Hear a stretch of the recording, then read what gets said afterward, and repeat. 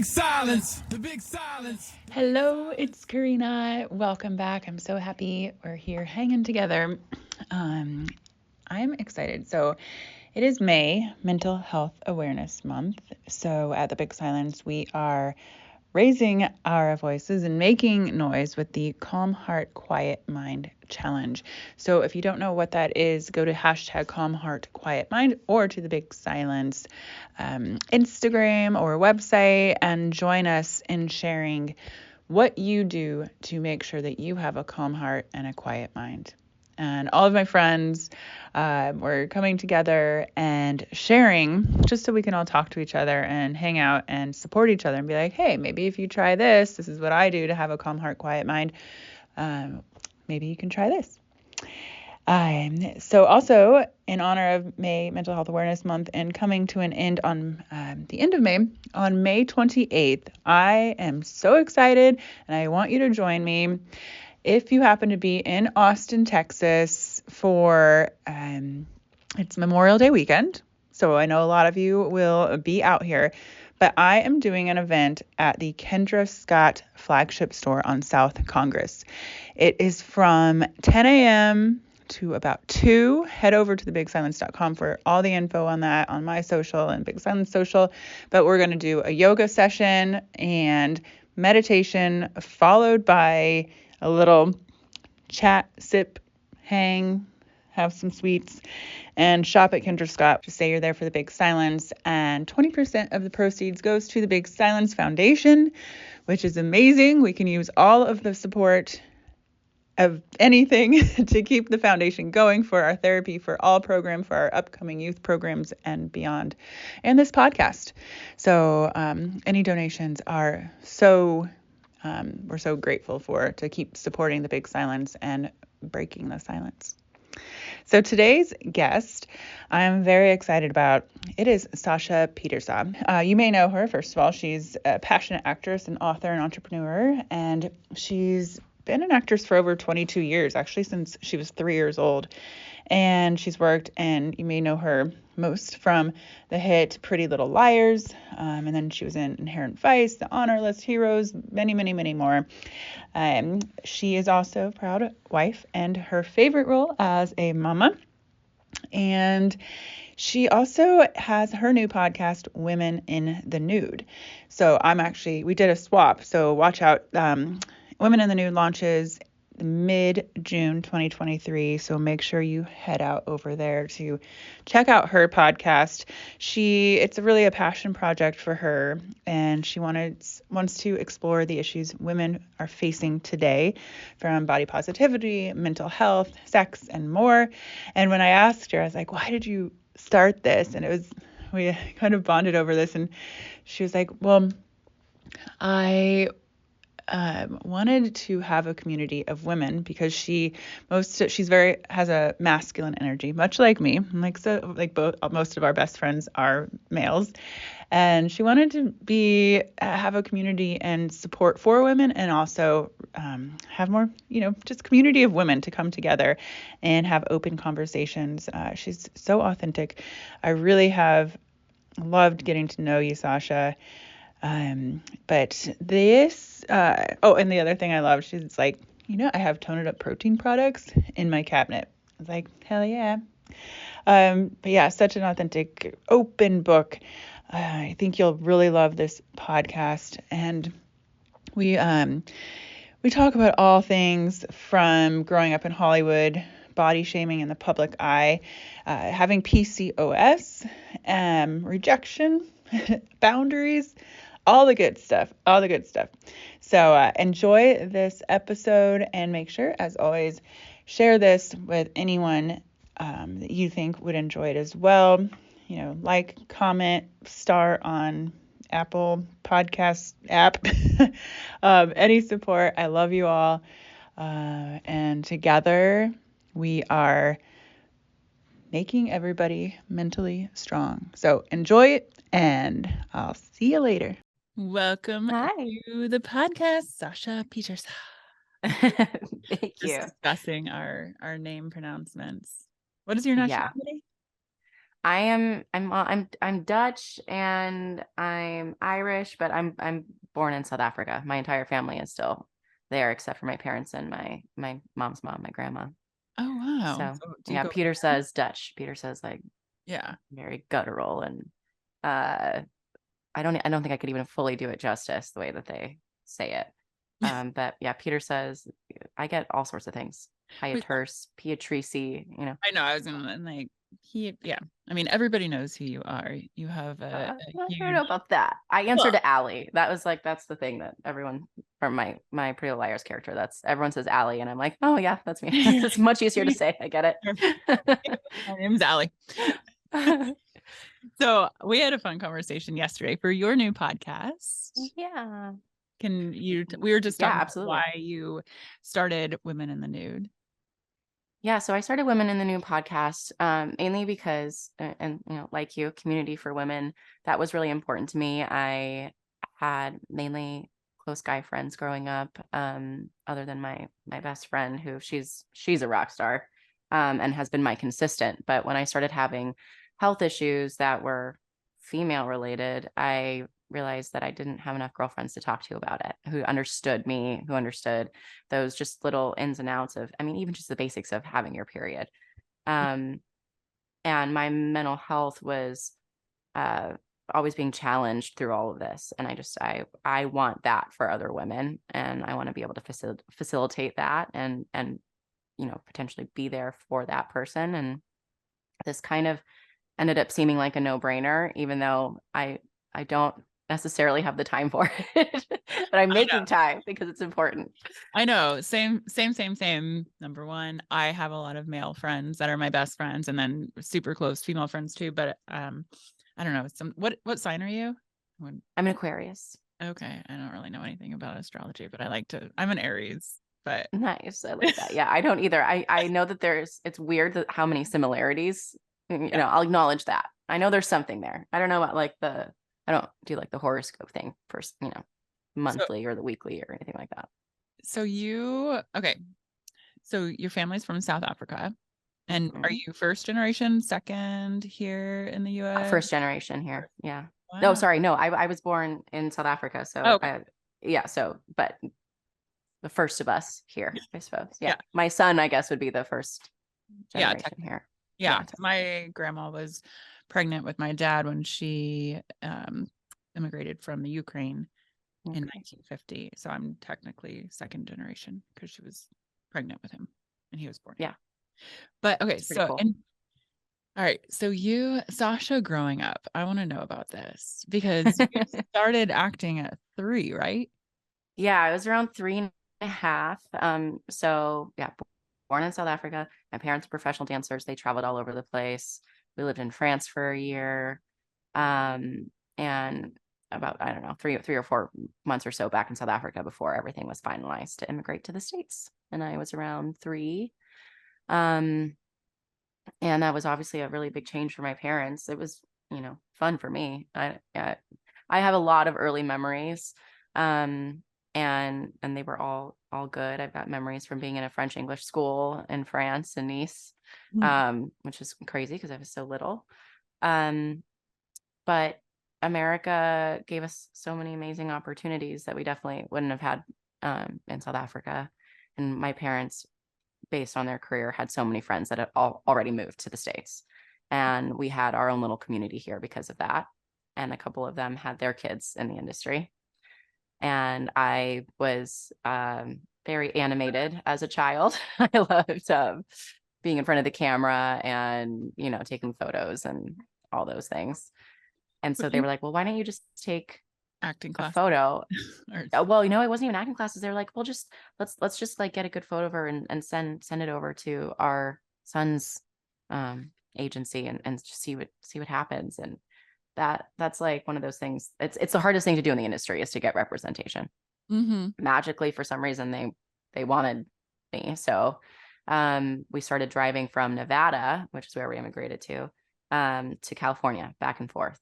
And my parents just got really sick of that. So instead of taking me out of it, they decided to make the big move to California. to LA. To LA, yeah. And that was a big deal, but I loved it. I never stopped wanting to do it. And I will commend them for that, because they were not stage parents by any means. I came across a lot of those, Oh and they yeah. were not stage parents. Yeah, they were very much like, if you ever want to stop at any moment, just let us know. And you know, they were never forcing me to do it. And yeah, I never wanted to stop. I was homeschooled.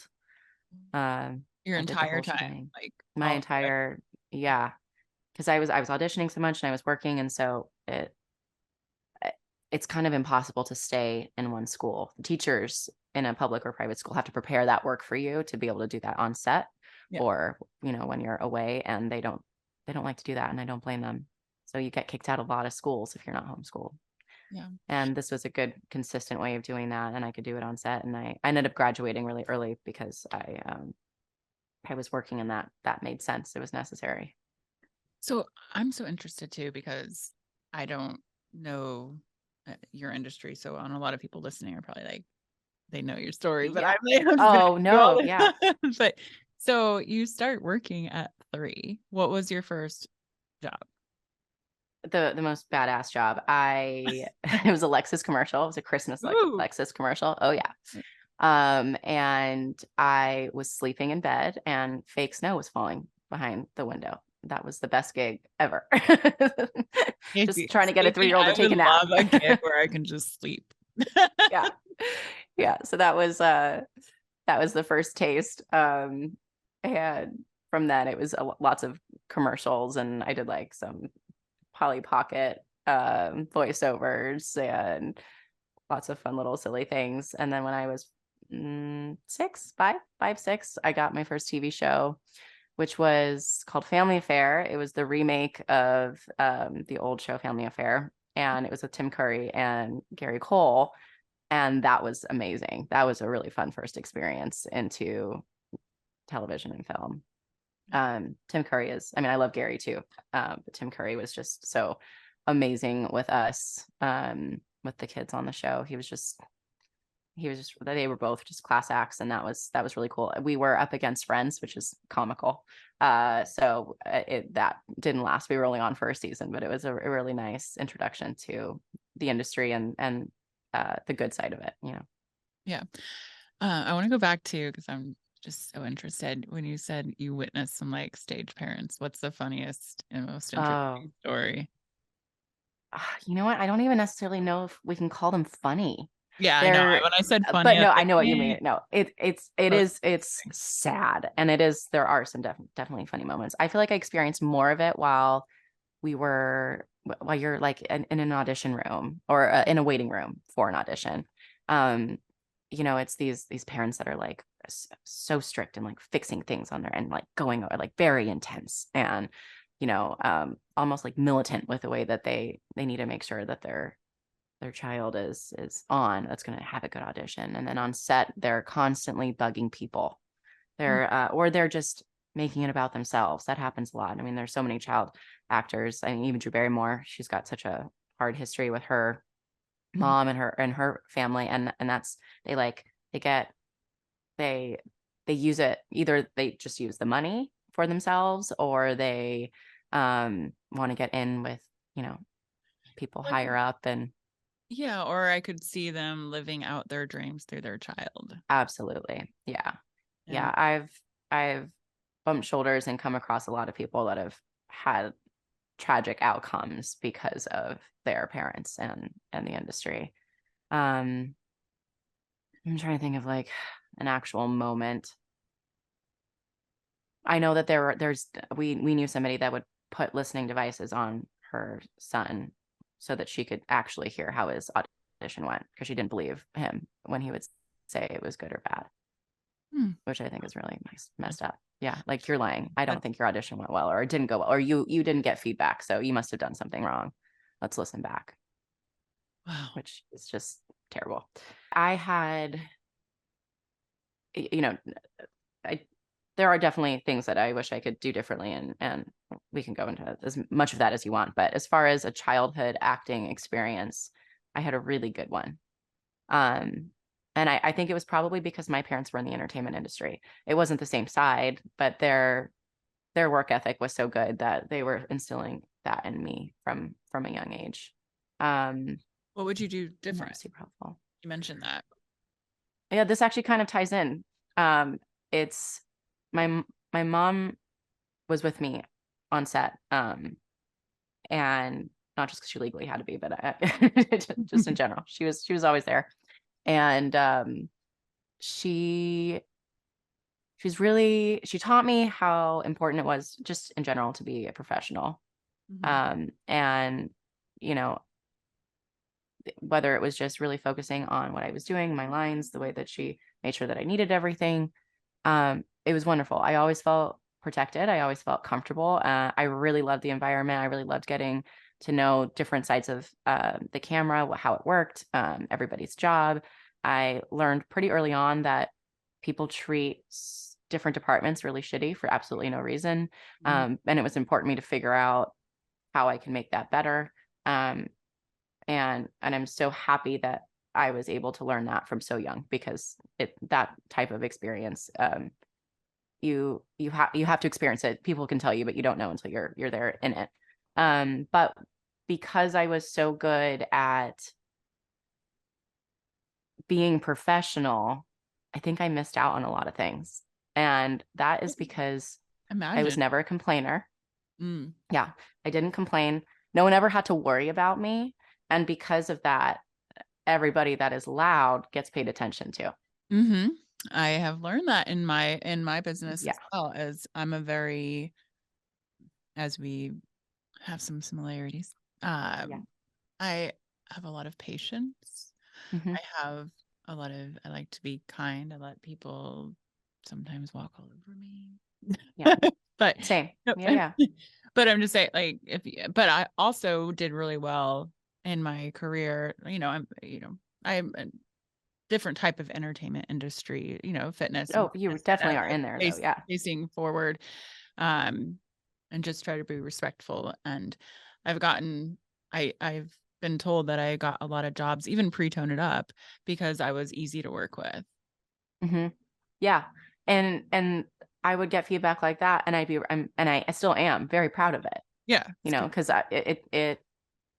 you would think that it would just be like we were saying the other day, like, just don't be an asshole, right? Like, you would think that it's it's not that difficult, but the people that are loud and test boundaries and get what they want even when they don't necessarily deserve it, those are the people that always get catered to. And so as an adult now, I don't regret being professional by any means. I don't wish that I was any less professional, but I do wish that I was louder when I felt like I needed something.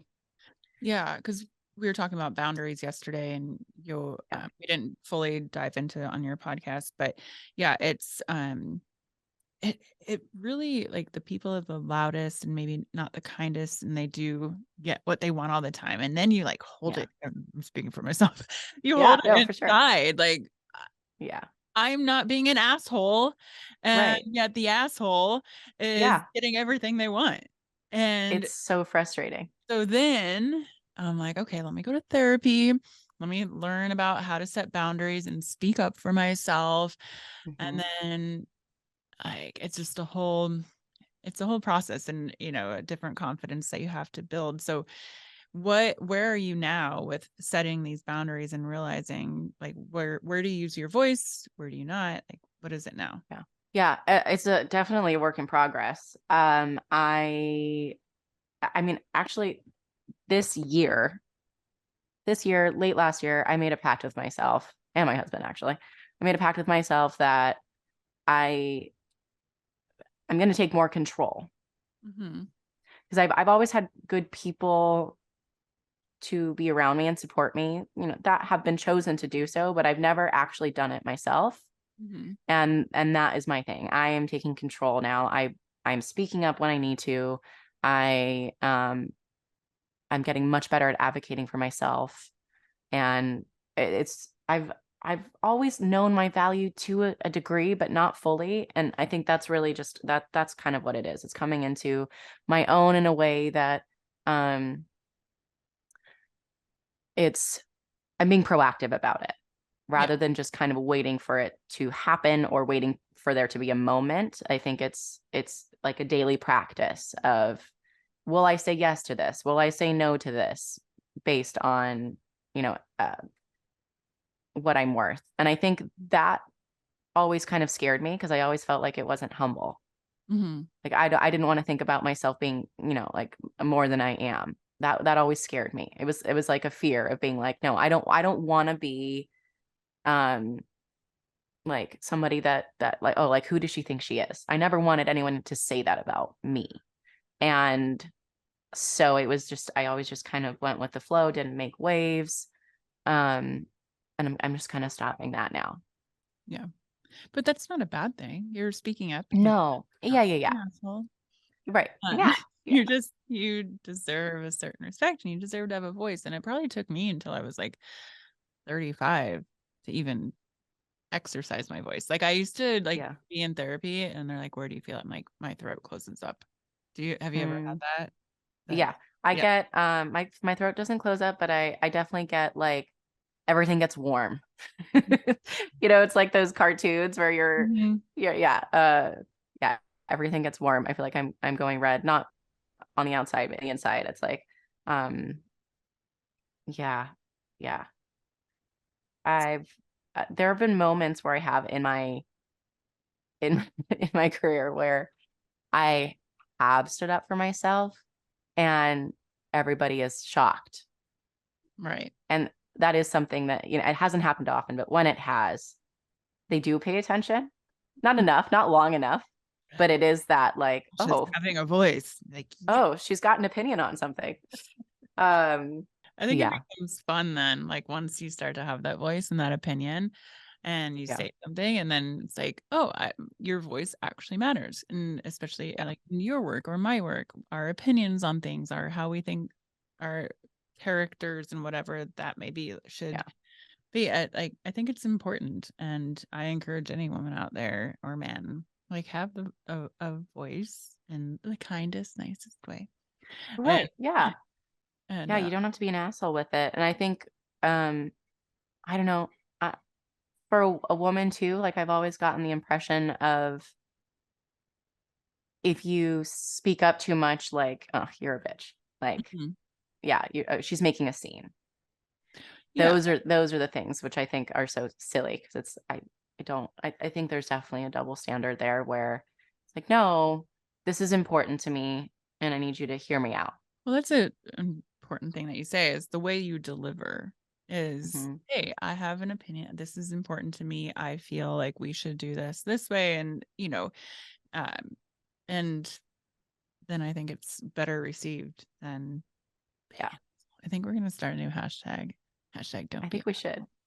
an Yeah, I really do think that we should. It's the cleanest, easiest way to put it. Maybe not clean, but it's the asshole. easiest way to, yeah. Yeah. So you and your husband, Yes. you mentioned on your podcast that you work with him.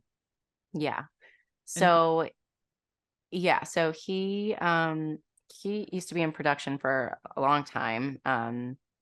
And so he knows all of the ins and outs of the other side of the camera, which is super helpful. wait, did you And guys meet on set?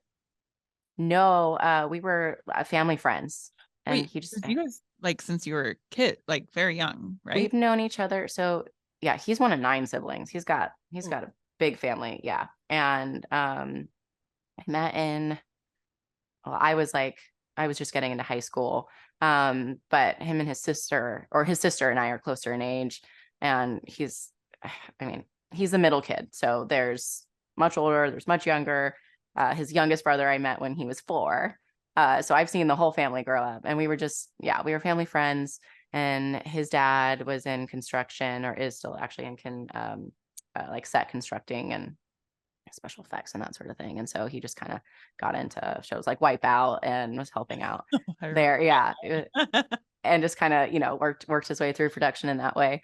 But what was nice is that later on, when we started dating, there was never that, like, he knew. It's like, oh, honey, I'm coming home late tonight. It's like that's a real thing. He knew the hours. He knew, he understood all of those things that come with being an actress. And that was really big for me because I never wanted to date an actor. Mm-hmm. I just didn't want to. Yeah, no thanks. No offense to all the actors out there, but from experience, it's hard to be in a relationship with two people in another actor. Would you say? Yeah. Would you say like two people in the spotlight, or just It's a lot of things. Yeah, I think it's competition when there really shouldn't be. It's kind of very silly. It's I don't know. I guess we just, as actors, we just have fragile egos. That's a huge part of it, right? Then there's a lot of travel, and there's, being intimate with people on camera, and it takes somebody really confident to be okay with that, and like confident in your relationship and all those things. But has that ever been a thing when you have to be intimate with someone on camera? Hudson's really good with that. I mean, I'm not going to say that he, like, right away. It's not like he's like, this is awesome. Yeah. Yeah, it's not like that, but he understands it. And I was lucky in the way where I kind of, throughout our relationship, kind of eased into it. I didn't have a character that was like super, intimate with somebody right away. So he kind of got eased into it. And actually, the first person to play my husband on camera, him and his wife are one of our best friends. So it worked out really well the first time. So I think that helped. But yeah, so he knew the industry. He was in the industry, and because of all of those little background things that he did, he was in social media management, and he's kind of bounced around, but it's always kind of been in this world. He just started working from home so that we could go everywhere together. Mm-hmm. And that was just a blessing in our relationship. We work so well together, being in each other's company 24/7, which I was even saying on our podcast is hard. It's not something a lot of people can do. Mm-hmm. And I know a lot of people struggled with that during COVID because all of a sudden they were together all the time. Lots of relationship test going on right now. Yeah. Well, a big relationship test. Yeah. And we were rolling with that. That's something that works really well for us.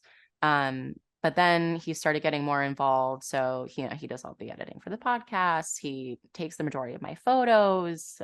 He'll shoot random things that I'm doing, and we're always kind of plotting and planning and building our future together, which is awesome. And it's really rewarding, and we don't always agree on things in a good way. So it's not just like an echo chamber.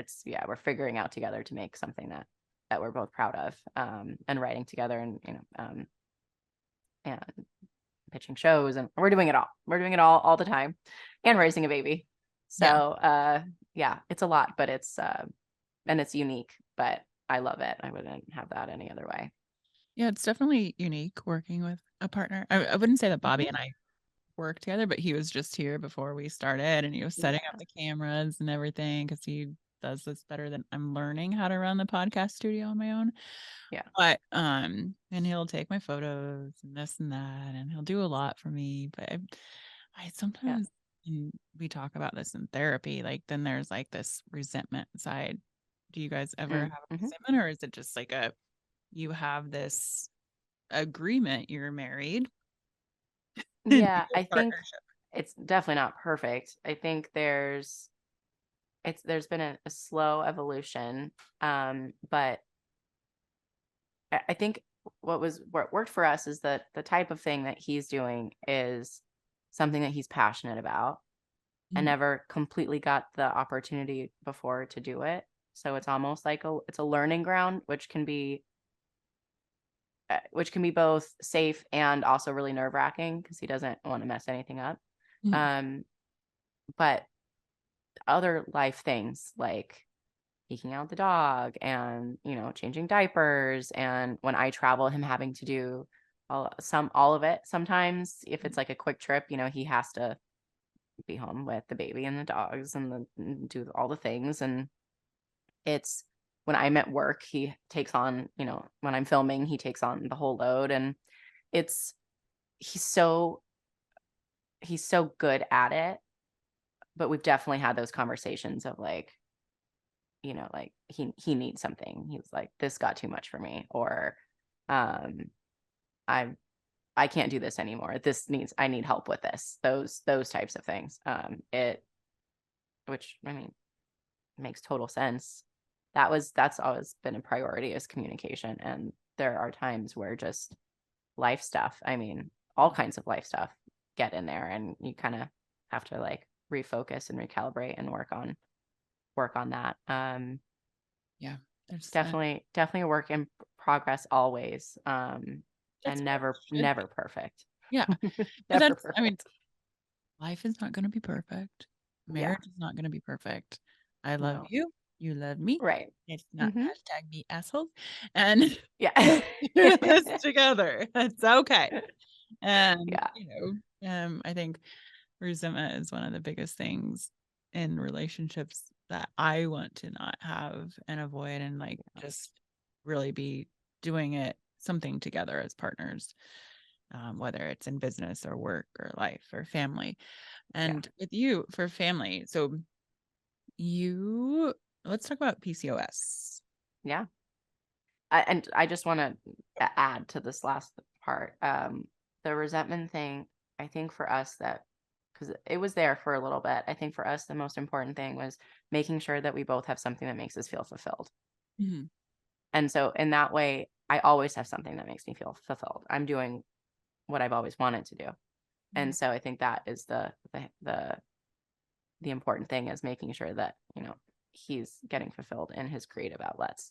And so this has been the journey for us. This is what's so good about the spot that we're in right now. Yeah. But yes, PCOS, that was like this is, oh my gosh. Okay. Yeah. Where do It's been 10 years since I found out that I had it. Right. No, that's a lie. It's been a little less than that. It's been 10 years that I've known that something is seriously wrong. Mm-hmm. Since I noticed that something was seriously wrong. I got my period really early. I wasn't even 11. And it was never consistent. Mm-hmm. So I never really got on a schedule. I didn't know when it was happening. It could be, you know, once a month. It could be every 3 months, every 6 months, I mean, it was just so, I was not regular by any means. And I would go to a gynecologist and, oh, she's just young, it'll regulate. Oh, it's just nothing. It's, you know, whatever. And I was able to, you know, I worked out, I ate healthy. I was nothing was wrong physically like visually that I could see. And then around 16, 17, just out of the blue, started gaining weight uncontrollably. And it was scary. I mean, and you know, I started Pretty Little Liars when I was 12. So Wait. I was 12. So I was playing this like bitchy, serious, like that character that you love to hate. Mm-hmm. Supposed to be like that Regina George, but in a drama thing. You know, I was like the, you know, the high school, like, I don't know. I hate to say this, it girl, right? So and it was after a book. So there's a certain thing that people are expecting to see, and that was changing so fast, and I had no control over it and didn't know why. And I knew I wasn't doing something like actively to cause it.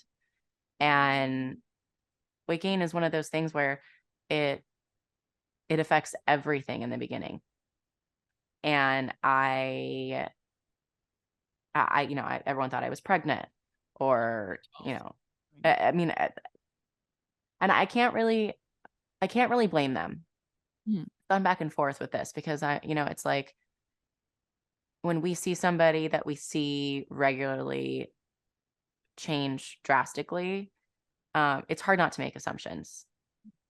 It's kind of human nature. You know, it's hard not to put words in somebody else's mouth, or Want to know what's wrong with her? Is she pregnant? Want to know what's wrong. Yeah. Like, even if it's coming from a good place, even if it's a Are place you of okay? like genuine concern, like, yeah, is she okay? And I never had an answer. I didn't know what to say.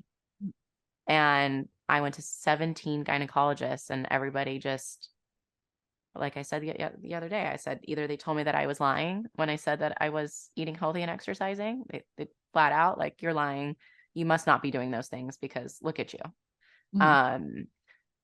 Or, you know, you're 20. I think I was 20 at the time. You're still young enough. It'll regulate. Like, no one can tell me why this is happening to me. My mom had hyperactive thyroid, so she had kind of the opposite issue. And I was like, can you test my thyroid? Maybe it's something that runs in the family. I've got diabetes in my family.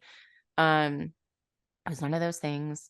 But like, I had to beg for people to look into things, and they didn't really. Doctors just didn't really care. And they also just wanted to put me on birth control. Now, I have nothing wrong with the pill if it's working for you. That type of thing wasn't working for me. And someone finally was like, why don't you go to an endocrinologist? I went to one, and she changed my life.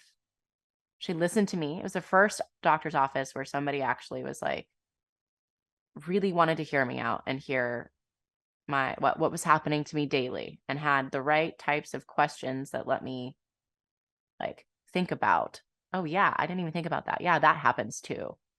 And she was like, well, I'll run a blood test to make sure, obviously, but it sounds like you've got PCOS. And I was like, what the hell's that? Yeah, I can you never heard of it. explain what that is for those? And so I'm Yeah. polycystic ovarian syndrome. Like, what Yes. is that? So it's actually kind of a silly name because not everybody has ovarian cysts. You don't have to have PCOS, or you don't have to have cysts to have PCOS. Um, it's a hormone imbalance disease, and it's something that right now they don't have a cure for. You can get it to a place, hopefully, ideally, that it can be dormant, but it never goes away. Um, and with this imbalance comes lots of issues, whether it's really intense gastro issues. It can be a lot of it has to do with high levels of testosterone. So it could be hair growth in strange places. It can be migraines. A lot of it has to do with your diet. It affects your periods. It affects your fertility. Weight gain is a big symptom or a side effect symptom, however you want to really, it's everything. But not everybody has it. So there are so many women out there that have no idea that they've got PCOS because you can't visually see it, but they're having intense pain elsewhere. And it's just kind of always written off because it can look like so many different things.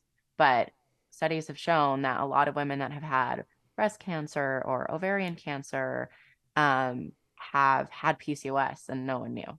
So it's this disease that is so common and that goes undiagnosed and turns into really scary, life-threatening things later if you don't find it. And people are definitely becoming more aware of it now.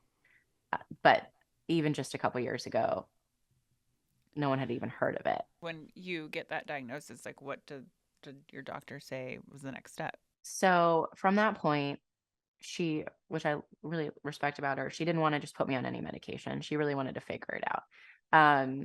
And we eventually settled on metformin, which is a medication, but it's got a lot of different uses. But people take it for lots of different things. But basically, it starts to the idea is that it helps you ovulate. It makes sure that you regularly ovulate, which encourages your periods to be regular, and it helps you with your insulin resistance. And that definitely started working for me. I noticed a big change after that, and she put me on the keto diet, and I wasn't strict enough, I feel like, in the beginning at first. I noticed changes, but it wasn't like crazy drastic. But the biggest thing was that I was able to slowly, very slowly, start losing weight again. What I was doing, what I had been doing, started actually working. And just to go back on what I was dealing with, it wasn't just weight gain. I would get I was hardly able to do any cardio. Like I would get physically, I would be almost passing out. I would be throwing up during my workouts. It was the most awful. It was so bad for my drive, like my any sort of drive. I was like, I'm doing something for me and I feel like shit. I feel like the worst possible. It was so it was like hitting my head against a brick wall. And the things that I should have been eating, healthy things, made me feel sick. I was definitely putting a lot of pressure on myself. Yeah. But it would be every time.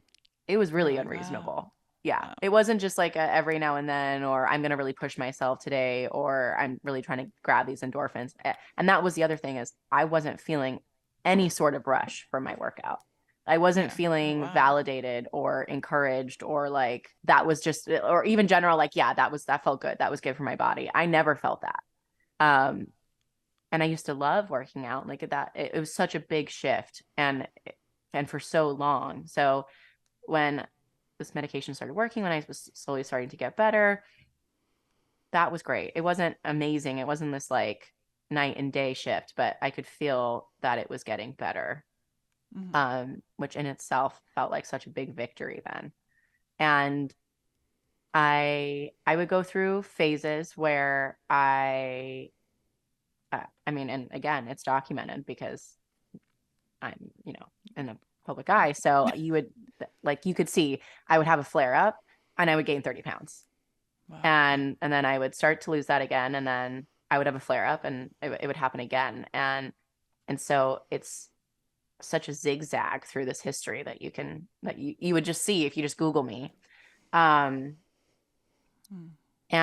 when I got pregnant, when we started trying to have a baby, we thought it was going to be like a 1.5 2-year process. Then I'd probably have to have help, because one of the biggest things with PCOS is infertility, and just struggling to get pregnant. You're more likely to have a miscarriage. You're more likely to have gestational diabetes. You're prone to a lot of different things when you get pregnant with PCOS. So we just kind of like hunkered down and figured that we were just going to get like, we're going to have a tough go at this, but it's, go for the ride. We're in it. And we got pregnant within the first month, which was just, I mean, we were shocked, pleasantly, obviously, but we were shocked. And then it was like, oh, okay, well, we'd prepared to like be in this for a while, and all of a sudden, all right, well, hey, we're having a baby, and and about a week and a half after I found out I was pregnant, we went into COVID lockdown. Yeah, so that was interesting. Definitely an emotional roller coaster. I was pretty healthy during my pregnancy. I didn't get gestational diabetes. I did gain a lot of weight, again, with no real number one, explanation. It was 2020. It was COVID. I think right. We all were gaining weight. I had gained like 30 pounds. Yeah, and yeah. Like, is she okay? Is right. She, like, yeah. No, I'm not okay. I'm stuck at home. My mother's dying. like my hormones are there's off. A lot of things. Lots going on. A lot of things happening. Yeah. I had pelvic dysfunction, which basically my body released too many relaxin hormones at once, and my muscles weren't holding my skeleton together. Super cool. So I had chronic pain through my pregnancy from, I would say, like 3 months up until the end. So I couldn't even really do yoga and Pilates. I was in so much pain. I couldn't sleep properly. That was a nightmare. I enjoyed being pregnant in general. That really sucked. But those were my biggest things. And I was super thankful for that. And this magical thing happened after I had him. I got my period for the first time, I think 4 months in to postpartum. And that's pretty early, but my hormones regulated. I've been regular ever since, knock on wood. I was everything, every step in the right direction was paying off, or is paying off. Yeah. Which, I mean, it has happened. Like, it's documented that you have a chance of pregnancy actually helping reset your hormones. But I mean, I never even imagined that would happen. Well, yeah, I mean, with pregnancy, I mean, I don't have kids, and that is one of my reasons is because of mental illness running in my family, and Hmm. I don't want to mess with my hormones that much, and so myself and just other risk of child with mental illness, and I just dealt Yeah. with it my entire life. But then a lot of women through pregnancy have postpartum depression. Did you have any of that? Or, yeah, I mean, You you know, I didn't think that I did until I was totally did. out of it. And I was and looking Mm, back, I absolutely did. I yeah. absolutely did. I struggled to breastfeed, and that was something that Mm, was important to me. And I just my milk never came in. I was really hard on myself with that. mm, That was a really big issue. And yeah, I definitely I would say for at least 2 months, I was in a really dark place, and we couldn't go anywhere. It was COVID, mm, right? I was scared of everything. I mm, didn't want anyone to see him because, mm, you know, who knows? There were so many unknowns. yeah. Um, we weren't traveling anywhere. We weren't. It it was. I thought I was okay, Mm, and until I was out of that cloud. And looking back on it, for sure, I definitely went through a bit of a depression. yeah. I mean, I think, yeah. I mean, It definitely wasn't. postpartum I mean, and I've had friends pandemic. that it's been really bad. Like I still felt Yeah. like I connected with Hendrix. Um, Not as much as I would have liked to, Mm, and it was a lot of it was mom guilt. But mm, I have girlfriends who, uh, until their baby was 6 months, didn't they didn't feel like their baby was theirs. They didn't feel like they had any sort of um, like motherly instinct or connection. And I think part of it is obviously hormones. I mean, your body has changed so much. And then on top of it, we put so much pressure on ourselves. We have so much anxiety. We want to be the best. There's so much that we don't want to be like, and yeah. so many things that we do want to be. Well, it's okay. I just had this thought in my head when you say that, and so many of your friends are like, this pressure to be this perfect mom because you're thrown Yeah. into all of a sudden you're a mother. Right. And Yeah. it made me think of like imposter syndrome, Oh, like for for sure. career. Like, I'm not a mother. Like, what Yeah. makes me worthy of this role? But you're thrown into it, and I can see where that can like really make your mind go in so many different directions. Yeah. But really, like talking yourself out of that and be like, this is you are a woman, you Yeah. are a mother. Yeah. Yeah. So It's a wild experience. yeah. I love it so much. But it's definitely something that like if you if you don't want it, no one should be forced into it. I love my son. Yeah. He's the best thing ever, ever, ever, ever. But I've also always wanted to be a mom. Yeah. And it's it's been a tough journey, but it's been really rewarding because of it. Um, it's he's so worth it for us and what we want out of life. But we are one and done. People get so like offended on Hendrix's behalf that he will not have a sibling. It's it's wild. I always knew that that existed, but I was an only child and I loved it.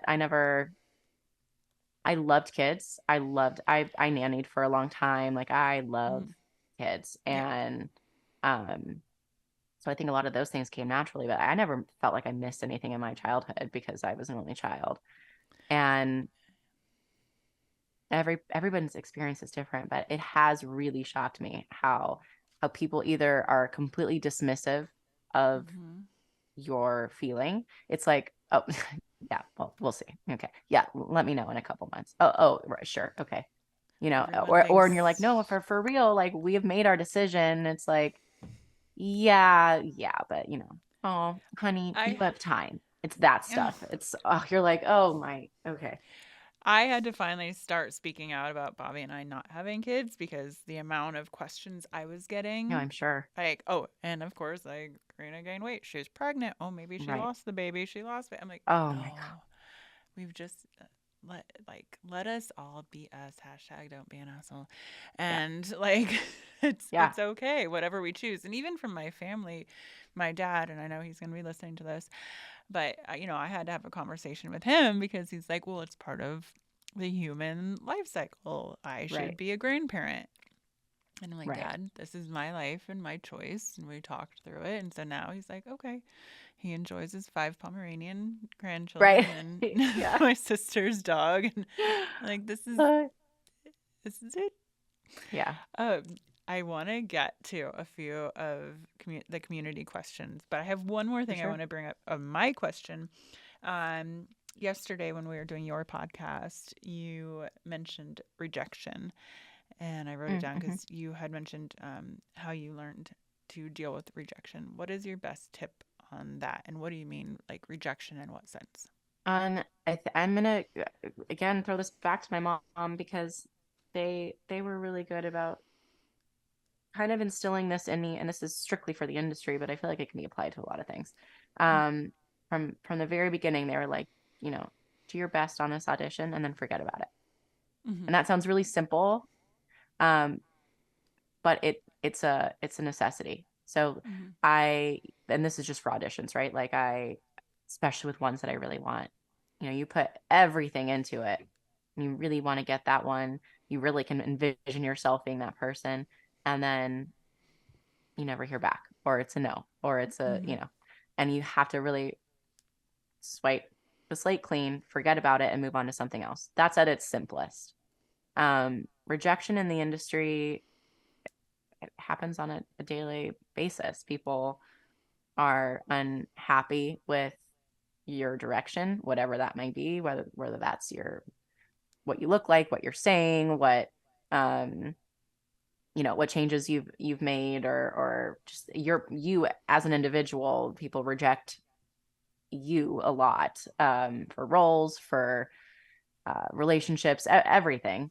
And then when it actually comes to like getting a job, like I got replaced, and that was awful. I had never felt that type of rejection before, where you get something big, and you feel there's like Mm-hmm. that bubble of like, this is going to change your life, Mm-hmm. and then it just gets kind of snatched out from underneath you. And I'm thankful it happened before I was an adult. It actually happened right before Pretty Little Liars, but it was a big job, and I it was a hard audition process, and I did like a whole full rehearsal on set. I got my room. We were putting stuff Mm-hmm. in my dressing room, and get all the welcome baskets. You're doing all the press junkets. You're walking all the red carpets, and then out of nowhere, with no warning, I got replaced. And But you why? have I'm the like, celebration dinner, and all your family and friends know, and it's it's awful. It's awful. And the hard part is that I had to learn to let myself still be excited about things after that. Because what it made I me just, do is want to not celebrate anything. It made me yeah. want to be like, Uh-huh. nothing is final until it's final. And that's true. And balance. There's a balance there, right? There should be harmony there, like we were talking about. Right. Um, and I found that now. Sometimes I still struggle with it, but I had a hard time celebrating any victory because of that. Mm-hmm. Shortly after, and didn't feel short in the time, or at the time, but shortly after, I got Pretty Little Liars, and it was like, okay, this is You're where like, this is yeah, this is there was what, a yeah, reason. There was a reason. There's there was the always a reason. reason. That project actually tanked. It didn't last. And Hey, I yeah. wouldn't wish that on anything, or on anyone, but as far as my personal journey, it all shook out. It was, thank God in that way. Thank God that happened. But it was a great life lesson, because I had to deal with so many emotions. I had to deal with them pretty young too, but it set me up for the fact that you aren't owed anything, Mm-hmm. and you need to work hard for things. It's okay to celebrate when good things happen to you, and you need to have a good support system around you when things don't, and Mm-hmm. when they do, but when things don't. Yeah. And everything happens for a reason, and you ended up okay. Yeah, All yeah, right. exactly. All right. So Um, we'll do I want to do, because I asked on social media questions for you and I got so many. Good. Aw. Maybe let's do for the maybe 3 rapid fire. I always say rapid fire, but then it's like I'll start talking or stop. I'm not good at that. Yeah. I'm terrible at rapid fire. But okay, let me see. Let's see. I circled some. Okay. Oh, this is interesting. Would you ever consider writing a book about mental health or other important topics? Oh, I love that. I, to be honest, haven't. The book that I wrote was a cookbook, and I loved that. But no, I haven't thought about that, but well, now I will. Now, yeah, maybe Okay. something about PCOS. I know that that's like big on my heart, Yeah. and has obviously has been. So maybe the answer is maybe. See, I'm not good at rapid fire. Maybe. Okay. Maybe. Okay. Upcoming projects. Yeah. I know you're flying I somewhere do. soon. I don't know can't if you can talk about it share. yet. You I don't probably even know if I'll can't be able talk about it. Yeah, but I can say it's a really fun project. I feel like my fans will really enjoy seeing this role. It's fun. I get to be somewhat cruel in the fun ways as well. Yeah. I'm really excited about The it. answer is rapid fire. My answer is yes, there's a cool project. Yes, it's coming, and I will talk about it as soon as I can. And Women in the Nude, my podcast. That is one of my newest projects. That is. Who are you're launching that June 15th? June 14th. June 14th is the release of my podcast. I'm very excited about it. Any exciting guests you want to announce? Karina Dawn. Oh my gosh. Yes. And I can't say anything about anyone else yet either. I got like a man. Yeah, I get it. But I'm excited. Lots of amazing, powerful, really cool women. Yeah, I'm like looking at these questions. Projects you're looking forward to. Women in the Nude podcast. All right. We'll end this with, what is the best advice you have for people who are struggling mentally? Grace for yourself. Give yourself grace. Everyone has their own journey, and mental health, struggling with your mental health is not a weakness. I think it's such a big misconception. That's not a weakness. In fact, it is one of the bravest things that you can do is working on yourself. Yeah. I agree. And there's no, the place to start or the time to start is now. The place to start is where you're at. There's always a place to move forward. I agree. And lastly, I can think of on the spot, but yeah, that's how I feel. Anything else to share? Obviously, your new podcast you can find anywhere where podcasts can be found: Spotify, Apple, all the things. All the things, all the places. I'll be releasing the full video on YouTube, which will be really nice and fun. And yeah, I mean, follow me on Instagram, Sasha Pieterse, for all the new things, latest things coming out. It'll be the rest of the year is gonna be really fun. Yeah, and Instagram for Women in the Nude. And also, I always forget, I also have a YouTube channel where I put all the videos. I never really promote it, but hey, you can watch this on YouTube. Yeah, subscribe, share, all the things. All right, Sasha, thank you. This was wonderful. Thank you for having me. Hopefully many more. The big silence.